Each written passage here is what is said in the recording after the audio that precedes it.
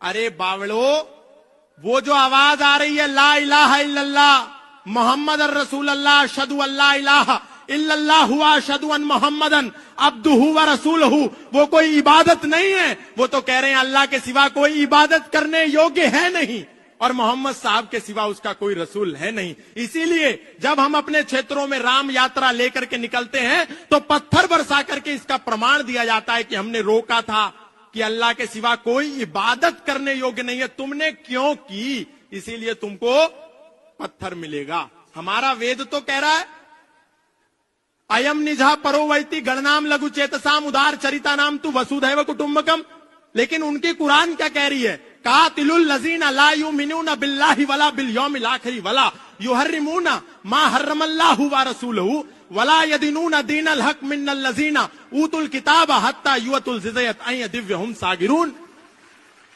अपनी गीता का पता नहीं, लेकिन कह रहे हैं अरे कुरान भी तो परमात्मा की ओर ले जा रही है। अरे वो तो आपको मानव को मानवता का शत्रु बना रही है। और अभी फादर का जो खेल चल रहा है, हालेलुया, बस एक करा और किसी को भी लिटा दिया। ये सब झूठ ढोंग आडंबर पाखंड, सनातनियों को कहीं जाने की जरूरत नहीं है। आप बालाजी की शरण में आओ, राम जी के शरण में आओ, कृष्ण की शरण में आओ, और आप जिसको पिता परमेश्वर कह करके ईसा मसीह को मुक्तिदाता मान करके बैठ गए हो, वो कोई मुक्तिदाता नहीं है। बाइबल का मैथ्यू 10 स्टेटमेंट नंबर 34, 35, 36 जाकर के पढ़ लेना। वो ईसा मसीह कह रहा है, do not suppose that I have come to bring peace to the earth.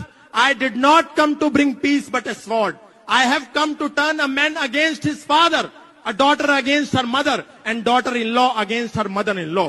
Man's enemy will be the member of his own household. ये मत समझो कि मैं इस धरती पर शांति का पैगाम लेकर के आया हूं, मैं तो इस धरती पर तलवार का आह्वान लेकर के आया हूं, ताकि एक ही घर में एक बेटा अपने पिता का शत्रु हो जाए, एक बेटी अपनी मां की शत्रु हो जाए, एक पुत्र वधू अपनी सास की शत्रु हो जाए, और हम उसको मुक्तिदाता कह रहे हैं। अगर मुक्तिदाता कोई है तो वो मर्यादा पुरुषोत्तम श्री राम है, योगेश्वर श्री कृष्ण है, बजरंगबली हनुमान है। हमको उनकी शरण में आना है, कोई जरूरत नहीं है कहीं जाने के लिए।